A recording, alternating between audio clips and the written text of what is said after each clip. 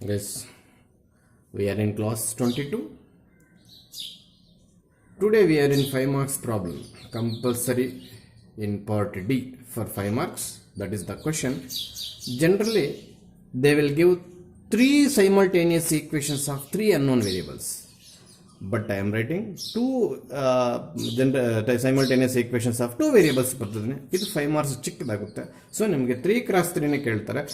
Concept ಅರ್ಥ ಮಾಡಿಸೋದಕ್ಕೆ ಒಂದು problem ಸ್ಟಾರ್ಟಿಂಗಲ್ಲಿ 2x2 ಹಾಕಿದ್ವಿ ನಾವು. ಅರ್ಥ ಆಯ್ತಾ? ಎಸ್, ಏನು ಮಾಡಬೇಕು? Means matrix method. Solve the following equations by matrix method. That is the question. So already I have explained. Collect the coefficients of x, y, z. But there is no z here in this problem. 3 equations, 3 unknown variables ತಗೊಂಡಾಗ z ಬರುತ್ತೆ. Collect the coefficients of x, y in first row of one matrix. Collect the coefficients of x, y of in second row, x, y of second equation second row.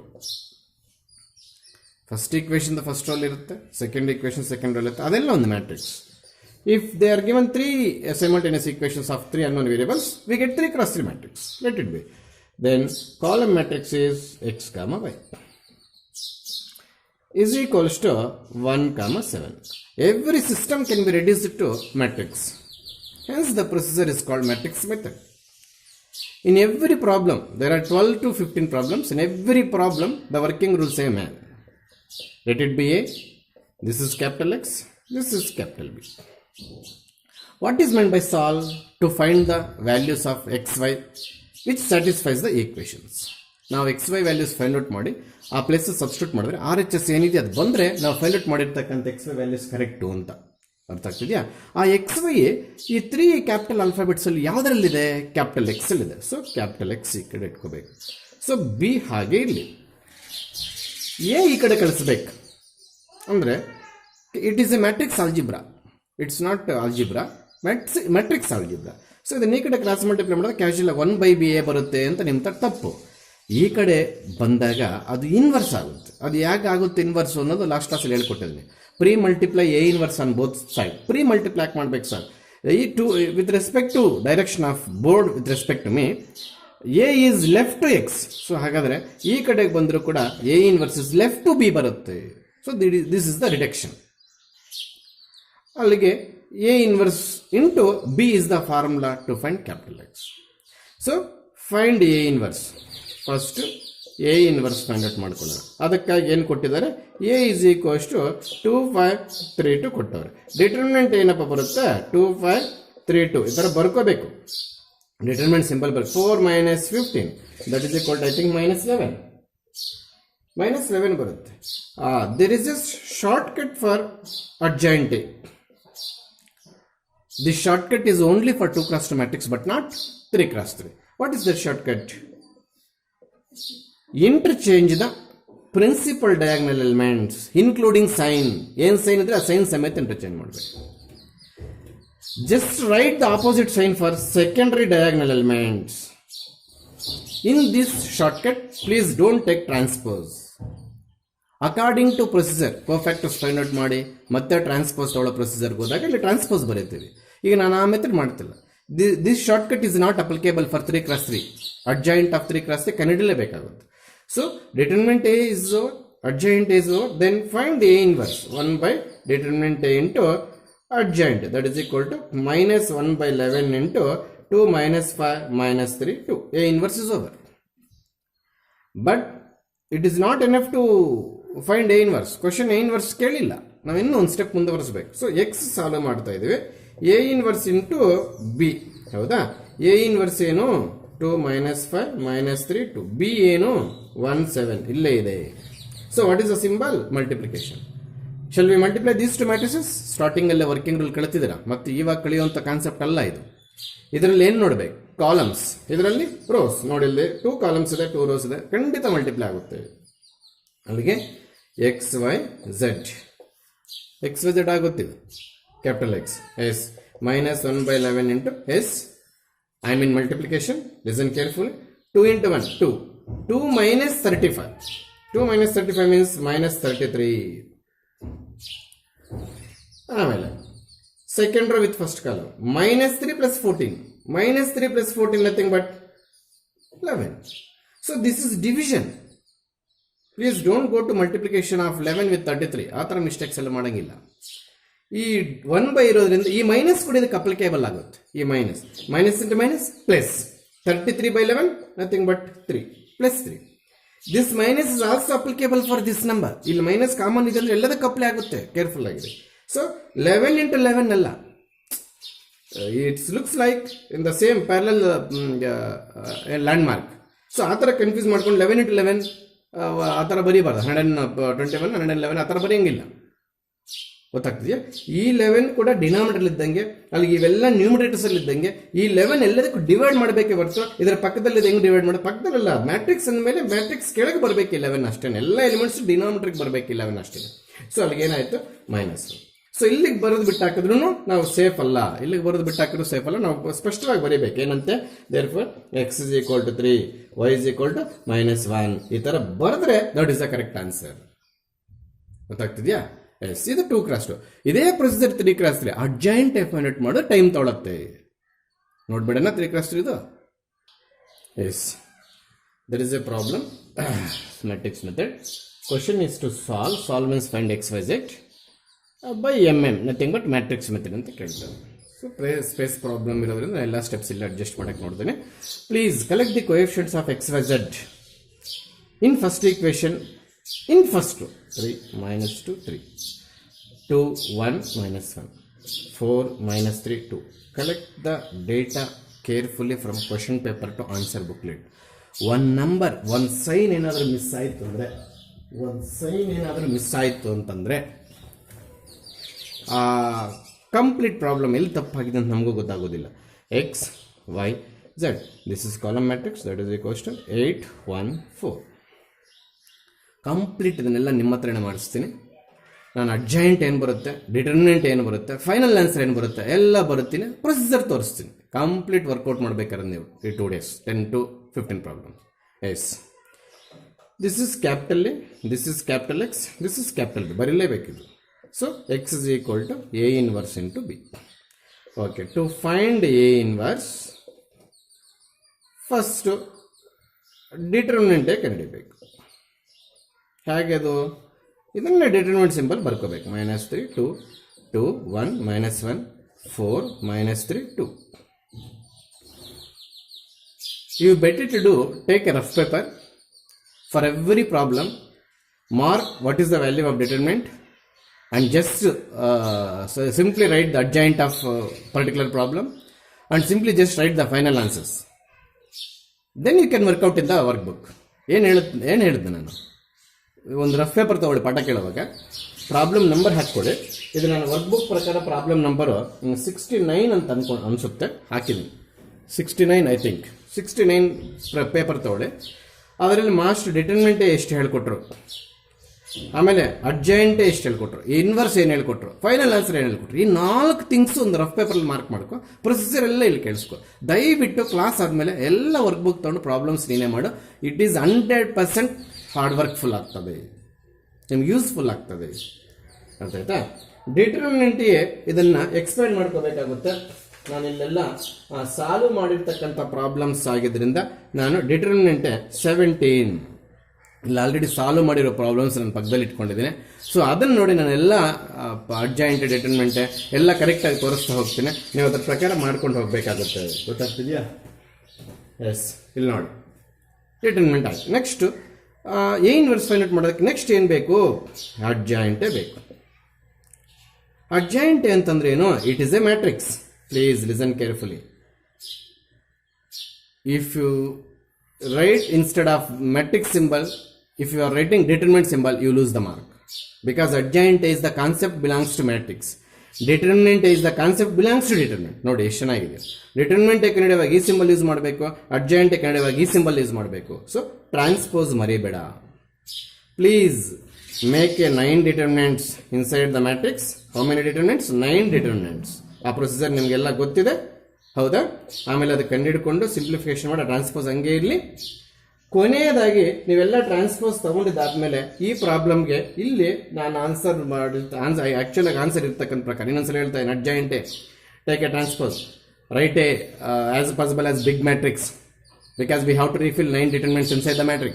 So ಆ ಥರ adjust ಮಾಡಿ ಮತ್ತೆ ನೋಡಿ plus alternative minus plus alternative minus plus alternative minus plus alternative minus ನೋಡಿ ಈ ಥರ ಶೇಪಲ್ಲಿ ಮೈನಸ್ಗಳಿರ್ಬೇಕು. This signs does not depending on matrix. ಗೊತ್ತಾಗ್ತಿದೆಯಾ? ಆ ರೀತಿ ಕಂಡುಹಿಡ್ಕೊಂಡು ಮತ್ತೆ ಟ್ರಾನ್ಸ್ಪೋಸ್ ಮರ್ತೋಗಬಾರ್ದು. ಕೊನೆಯಲ್ಲೆಲ್ಲ ಸಿಂಪ್ಲಿಫೈ ಮಾಡಿರ್ತಾರೆ.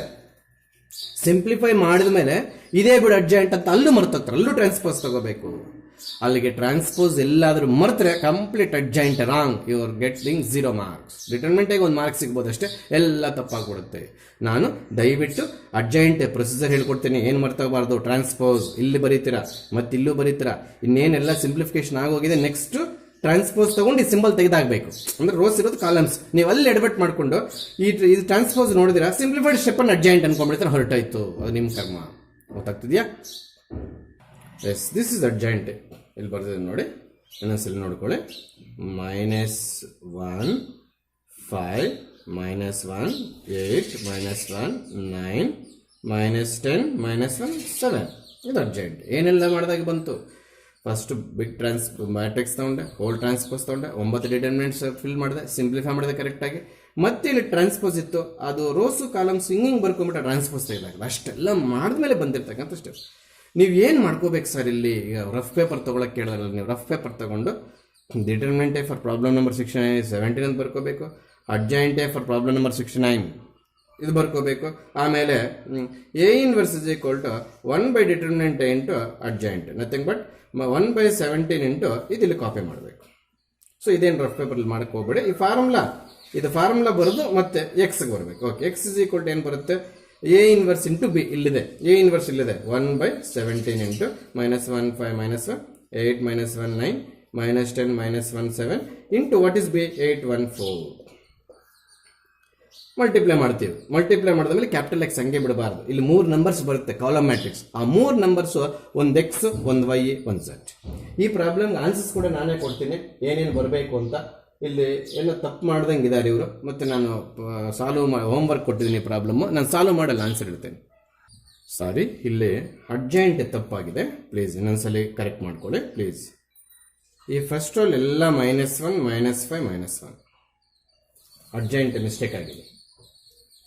ಆಮೇಲೆ -8 -6 9 ಅದು ತಪ್ಪಾಗಿದೆ. ಆಮೇಲೆ -10 ಇದು +1 7 ಪ್ಲೀಸ್ ಮಾರ್ಕ್ ಮಾಡ್ಕೊ. ಅದು ಏನು ತಪ್ಪು ಬರ್ಕೊಂಡಿದೆ ಅದು ಕರೆಕ್ಷನ್ ಮಾಡ್ಕೋ. ಯಾವುದೋ ಗೂಬೆಗಳಿಗೆ ಅಸೈನ್ಮೆಂಟ್ ಕೊಟ್ಟಿದ್ರೆ ಹಿಂಗೆ ಮಾಡಿಕ್ಕಿದ್ರು ಅವ್ರು ನೋಡಿ ನಾನು ಹಾಳು ಮಾಡಿಕ್ಕಿದೆ. ಕರೆಕ್ಟಾಗಿದೆ, ಇನ್ನೊಂದ್ಸಲ ಚೆಕ್ ಮಾಡ್ಕೊಳ್ಳಿ. ಇನ್ನೊಂದ್ಸಲ ಹೇಳ್ತಾ ಇದ್ದೀನಿ ಪ್ಲೀಸ್, ನಿಮ್ಮ ಪೇಪರ್ಲಿ ಏನೋ ಚೆಕ್ ಮಾಡ್ಕೊಳ್ಳಿ. -1 -5 -1 -8 -6 9 -10 1 7. ಸೊ ಇದು ಕರೆಕ್ಟ್ ಅಡ್ಜಾಯಿಂಟ್. ಈಗ ಇದು ಕಾಪಿ ಮಾಡಬೇಕಾಗುತ್ತೆ. -1 -6 ಹೋಗ್ತಾಯಿದೆಯಾ? -1 -5 -1 -8 -6 9 -10 1 ಇದು ಕೂಡ ಅಷ್ಟೇ ಪ್ಲಸ್ ಬರುತ್ತೆ. ಈಗ ಸಿಂಪ್ಲಿಫಿಕೇಶನ್ ಮಾಡಿದಾಗ ನಿಮಗೆ ಎಕ್ಸ್ ವೈ ಝೆಡ್ ವ್ಯಾಲ್ಯೂಸ್ ಈ ರೀತಿ ಇದೆ. 1 2 3 ಇದು ಬರ್ಕೊಂಡು ಬಂದರೆ ನಿಮ್ಗೆ ಮಾರ್ಕ್ಸ್ ಕೊಡೋದು ಅವರು 5 ಮಾರ್ಕ್ಸ್. ಅಲ್ಲಿಗೆ ನೀವು ಏನು ಮಾರ್ಕ್ ಮಾಡ್ಕೋಬೇಕು ಸರ್ ಪೇಪರ್ ಮೇಲೆ? What is determinant for this problem 17. What is adjoint for this problem ಇಲ್ಲಿ ಬರೆದಿದ್ದೀನಿ. ಅದು ಫಸ್ಟ್ ತಪ್ಪು ಬರೆದಿದ್ದೆ, ದಯವಿಟ್ಟು ಇವಾಗ ಕರೆಕ್ಷನ್ ಮಾಡ್ಕೊಳ್ಳಿ. ಎಲ್ಲ ಚೇಂಜ್ ಮಾಡಿದೆ, ನೀವು ಅದರಲ್ಲೇ ತಿದ್ದುಕೊಳ್ಳೋಕೆ ಹೋಗಿ ಪ್ಲಸ್ ಮೈನಸ್ ಓವರ್ ರೈಟ್ ಮಾಡಿ ಕನ್ಫ್ಯೂಸ್ ಮಾಡ್ಕೋಬಾರ್ದು. ಗೊತ್ತಾಗ್ತಿದೆಯಾ? ಮತ್ತೆ ಅಡ್ಜಾಯಿಂಟ್ ಫೈಂಡ್ ಔಟ್ ಮಾಡಿದ್ಮೇಲೆ ಈ ಫಾರ್ಮುಲಾ ಮಸ್ಟ್ ಶುಡ್ ಆಗಬೇಕು. ಈ ಫಾರ್ಮುಲಾ ಮಸ್ಟ್ ಶುಡ್ ಹಾಕಿ 1/17 ಬರೆದು ಅಡ್ಜಾಯಿಂಟ್ ಇಲ್ಲಿ ಬರೀಬೇಕು. ಮತ್ತೆ ಟ್ರಾನ್ಸ್ಪೋಸ್ ಏನು ಬರಲ್ಲ, ಮತ್ತೆ ಟ್ರಾನ್ಸ್ಪೋಸ್ ತೊಗೊಳಕ್ಕೆ ಹೋಗಬೇಡಿ. ಅದೆಲ್ಲ ಮಲ್ಟಿಪ್ಲಿಕೇಶನ್ ಮಾಡಿದ್ಮೇಲೆ ನಿಮ್ಗೆ ಕಾಲಮ್ ಮ್ಯಾಟ್ರಿಕ್ಸ್ ಬರುತ್ತೆ. ಆ ಕಾಲಮ್ ಮ್ಯಾಟ್ರಿಕ್ಸ್ ಅಲ್ಲೇ after dividing 17 by every element of column matrix we get 1 2 3. ಅಲ್ಲಿ ಮಾರ್ಕ್ ಮಾಡಬೇಕಾದ್ರೆ determinant adjoint X Z values. After class ನೀನೊಂದು ಕಡೆ ಆ ರಫ್ ಪೇಪರ್ ಇಟ್ಕೊಂಡು ಆ ಕ್ವಶನ್ ನಂಬರ್ ಇಟ್ಕೊಂಡು ಕ್ವಶನ್ ನಂಬರ್ ಏನಾದ್ರು ನಿಮ್ಮ ವರ್ಕ್ ಬುಕ್ಕಲ್ಲಿ ತಪ್ಪಿರ್ಬೋದೇನೋ ಈ ಕ್ವಶನ್ ನೋಡ್ಕೊಳ್ಳಿ. ಈ ಕ್ವಶನ್ಗೆ ಡಿಟರ್ಮಿನೆಂಟ್ ಎಲ್ಲ ಪ್ರಾಬ್ಲಮ್ಸ್ ಇದೇ ರೀತಿ ಹೇಳ್ಕೊಡ್ತೀನಿ, ನೀವೇ ಕಂಪ್ಲೀಟ್ ವರ್ಕೌಟ್ ಮಾಡಬೇಕು. Problem number 70 is a wording problems. Listen carefully. You will be on front of your workbook. Otherwise, you won't understand the question. Question ವರ್ಡಿಂಗ್ಸಲ್ಲಿರೋದ್ರಿಂದ ನಾನು ಡೇಟಾ ಕಲೆಕ್ಟ್ ಮಾಡ್ತಿದ್ದೇನೆ. ಪ್ರತಿಯೊಬ್ಬರು ವರ್ಕ್ ಬುಕ್ ನಿಮ್ಮ ಹತ್ರ ಇಟ್ಕೊಳ್ಳಿ ದಯವಿಟ್ಟು. 70th ಕ್ವಶನ್ ಓದ್ತಾ ಇದ್ದೇನೆ. The sum of 3 numbers is 6. ನಾವು ಸ್ಟಾರ್ಟಿಂಗಲ್ಲೇ let X Y Z be 3 numbers ಅಂತ ತಗೋಬೇಕು. The sum of 3 numbers is 6 ಅವರೇ ಕೊಟ್ಟರು, ವರ್ಡಿಂಗ್ಸಲ್ಲಿ ಕೊಟ್ಟರು. ಸಮ್ ಆಫ್ 3 numbers ಈಸ್ 6 ಅವರೇ ಕೊಟ್ಟರು.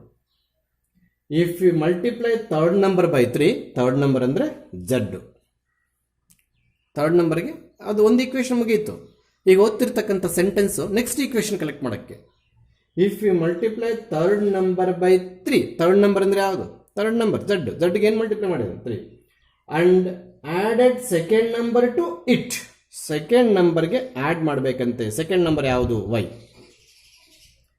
V get 11. ಸೊ 11 ಅಂತ ಕೊಟ್ಟಿದ್ದಾರೆ. ಅಲ್ಲಿಗೆ ಒಂದು ಸೆಂಟೆನ್ಸ್ ಕ್ಲೋಸ್ ಆಯಿತು, ಒಂದು ಈಕ್ವೇಷನ್ ಕ್ಲೋಸ್ ಆಯಿತು.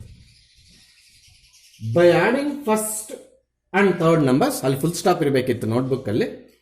ಸಮ್ ವಿಲ್ ಬಿ 11 ಅಂತ ಆದಮೇಲೆ ಫುಲ್ ಸ್ಟಾಪ್ ಇಟ್ಬಿಟ್ಟು ಅಲ್ಲಿಗೆ ಸೆಂಟೆನ್ಸ್ ಕ್ಲೋಸ್ ಆಯಿತು, ಒಂದು ಈಕ್ವೇಷನ್ ಕ್ಲೋಸ್ ಆಯಿತು ಅಂತ ಅರ್ಥ ಆಗ್ತಿತ್ತು. ಅಲ್ಲಿ ಫುಲ್ ಸ್ಟಾಪ್ ಇಟ್ಕೊಳ್ಳಿ ನೀವು.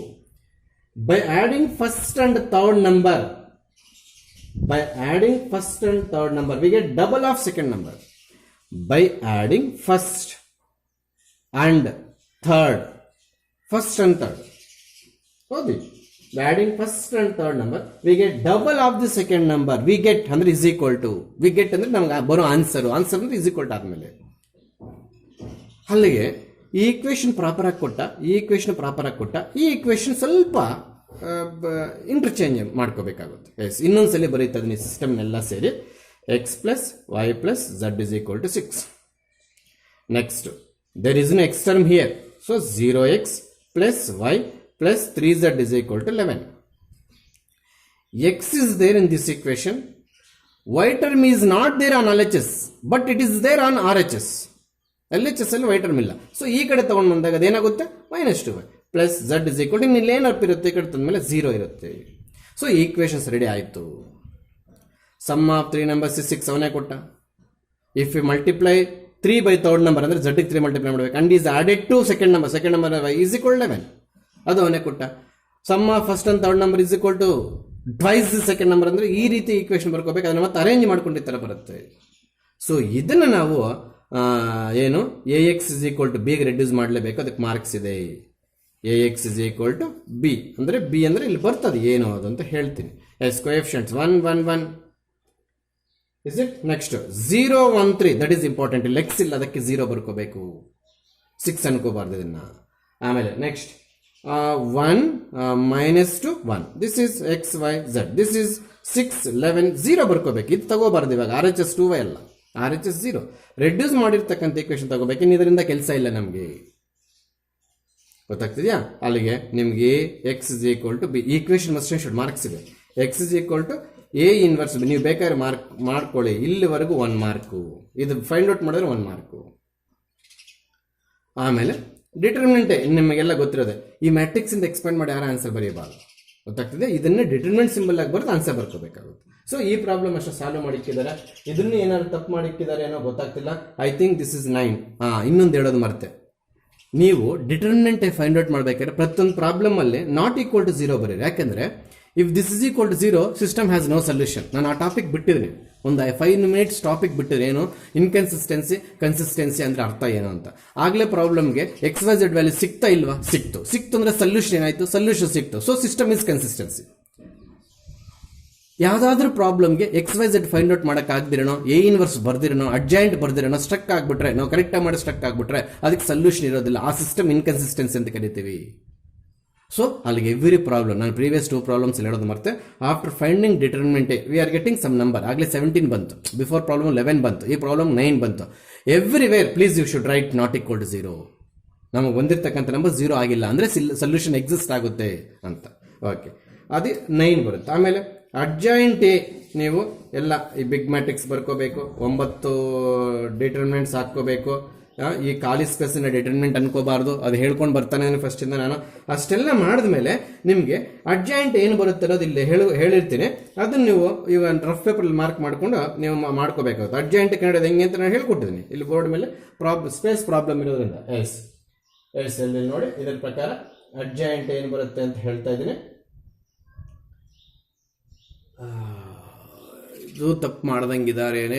ಎಸ್, ಕರೆಕ್ಟಾಗಿ ಮಾಡಿದ್ದಾರೆ. ಅಡ್ಜಾಯಿಂಟೆ ಎಲ್ಲ ಟ್ರಾನ್ಸ್ಪೋಸ್ ಕಂಪ್ಲೀಟ್ ಮಾಡಿದ ಮೇಲೆ ಫೈನಲ್ ಆನ್ಸರ್ ಬಂದಿರತಕ್ಕಂಥ ಇಲ್ಲಿ ಬರ್ತೀನಿ. Please mark it on the rough paper. 7 -3 2 3 0 -3 -1 3 1. What is this? Adjoint. Then you should write A inverse is equal to 1 by determinant A into adjoint of B. Adjoint of A. ಅಂದರೆ 1/9 into ಇದು ಇಲ್ಲಿ copy ಆಗುತ್ತೆ. At last you are writing x is equal to